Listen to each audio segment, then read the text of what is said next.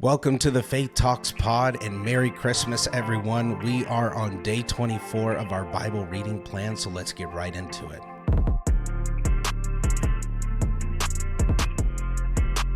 As Jacob approaches the end of his life, the story slows down a little bit. Scripture lingers here because deathbed blessings in the ancient world were not sentimental moments, but they were legal and prophetic and irreversible. What a patriarch spoke at the end of his life shaped inheritance, identity, and destiny. And Joseph comes to his father with two sons, Manasseh and Ephraim, born to him in the land of Egypt. And what happens next is far more than a grandfather blessing his grandchildren. Jacob formally adopts them. This adoption is not symbolic, but in the ancient Near East, attested in sources like the Code of Hammurabi and Ugaritic legal texts, adoption granted full inheritance rights. By adopting Ephraim and Manasseh, Jacob elevates them to the status of his own sons. Practically, this means Joseph receives a double portion of the inheritance, not directly, but through his sons. Reuben and Simeon are not disinherited, but Joseph is honored in a way normally reserved for the firstborn. And this matters because birth order meant everything in the ancient world. Jacob pauses to remember Rachel, the wife he loved, the one he buried near Bethlehem. This is not a random aside, but Rachel's death frames this entire moment. Joseph is Rachel's son. Ephraim and Manasseh are Rachel's legacy. The blessing is personal, emotional, and covenantal. Then Jacob does something that shocks everyone in the room. He crosses his hands. Joseph carefully positions Manasseh, the firstborn, at Jacob's right hand, the hand of strength, authority, priority. Ephraim stands at the left, but Jacob deliberately places his right hand on the younger Ephraim. Joseph tries to correct him and move his hands, but Jacob says, "No, I understand and I know." And he does not move his hand. He refuses. This isn't confusion, but this is rather intentional. Throughout Genesis, God consistently disrupts human systems of power and expectation. Isaac over Ishmael, Jacob over Esau, Joseph over his brothers, now Ephraim over Manasseh. In a world where the firstborn always wins, God keeps choosing the unexpected, the underdog. Jacob knows exactly what he's doing. He declares that Manasseh will be great, but Ephraim will be greater. This is not favoritism, but it is a part of a divine pattern. God is showing once again that covenant blessing is never earned by position, strength, or tradition, but it flows from God's sovereign choice. And Jacob anchors this blessing not in Egypt, but in Canaan. When he speaks of the land of the Amorites, he is not being ethnically precise, he is being historically comprehensive. Amorite here functions as a catch-all term for the people of pre-Israelite Canaan, especially around Shechem, where Jacob had legally purchased land years earlier. This land is not symbolic, but it is deeded, it is promised, it is inherited. Jacob is reminding Joseph and his sons that Egypt is not their home. Even at the height of Joseph's power, dressed in Egyptian linen, second only to Pharaoh, Jacob points forward to a future beyond comfort, beyond assimilation, beyond political success. The promise of God does not end in prosperity, but it ends in inheritance. This chapter 48, teaches us something deeply unsettling and deeply comforting at the same time. God is not bound by our systems.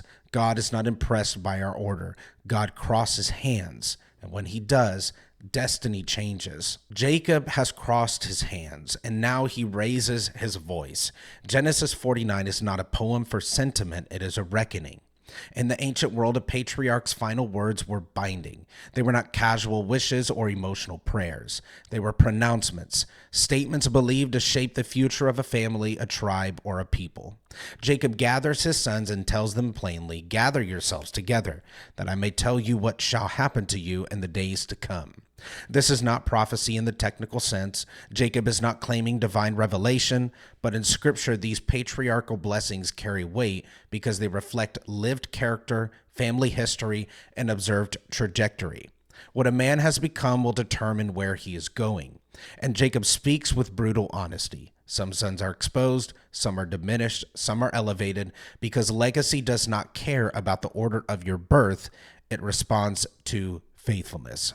Reuben should have been first in birth, first in authority, first in blessing, but Jacob reminds him that strength without discipline destroys itself. Reuben's instability disqualified him from leadership. In the ancient Near East, the firstborn's privilege was assumed, but Jacob shows us something vital. Position without integrity cannot sustain inheritance. Simeon and Levi then follow, not cursed as individuals, but fractured as tribes. Their violence at Shechem echoes forward. Jacob does not erase their future, but he does limit it. Their anger had consequences. Blessing does not ignore behavior. This is not cruelty, but it is reality. And then we see Judah, the turning point. Then Jacob turns to Judah, and the entire chapter pivots. Judah is not the oldest, he is not the strongest, but he is the one who repented, the one who offered himself in Benjamin's place, the one who changed. And Jacob knows it. He says, your brothers will praise you. Your hand will be on the neck of your enemies. And in the ancient world, placing one's hand on an enemy's neck symbolized absolute dominance. Judah will not merely survive, but he will actually rule. And then comes the line that has echoed through Jewish and Christian history. The scepter shall not depart from Judah. This phrase, often translated Shiloh, is difficult, but the most plausible meaning is not a place. It is a tribute. Authority will remain in Judah until tribute is brought to him. This is kingship language. This is dynasty language. And then the imagery explodes into abundance. Wine so plentiful it stains garments, vines heavy with fruit, prosperity beyond necessity. This is not excess, but it is fertility, peace, rest. Judah's future is not built on survival, but on flourishing. Jacob is not merely blessing a son, he is sketching the outline of kingship, and Scripture will not let us forget it. Zebulun is drawn toward the sea, not as a sailor, but as a facilitator of trade. Israel never became a sea-fearing people, but some tribes brushed against commerce and coastal life more than others. Issachar is compared to a strong donkey. Dan is described with unsettling imagery, and then Jacob pauses here and cries out, saying, I wait for your salvation, O Lord. Even the patriarch feels the weight of what he is saying here. This chapter is not about prediction charts, it's about trajectory. Jacob does not invent his son's futures, but he recognizes the trajectory in which they are going. Because what began as personal character becomes tribal destiny. What was practiced in tents becomes lived out in history. What was hidden in private emerges in public legacy. And the greatest reversal of all of this is the line of promise does not pass through the expected. It is passed through the changed, through the repentant. Judah did not begin well, but Judah ended differently, and that difference shaped everything. After speaking, Jacob draws his feet into the bed. He is not afraid, he is not confused, he is finished. He gives instructions to be buried with his fathers, not in Egypt, not in prosperity, not in comfort, but in promised land soil. Because Jacob knows what Joseph knows, and Joseph knows what his sons must learn. Egypt is provision, but Canaan is inheritance. And God's story does not end with survival, but it ends with fulfillment. Thank you for tuning into the Faith Talks pod today. Make sure you stay to the end of this video to see all the associated handles with this podcast. We'll continue on tomorrow for day 25. God bless.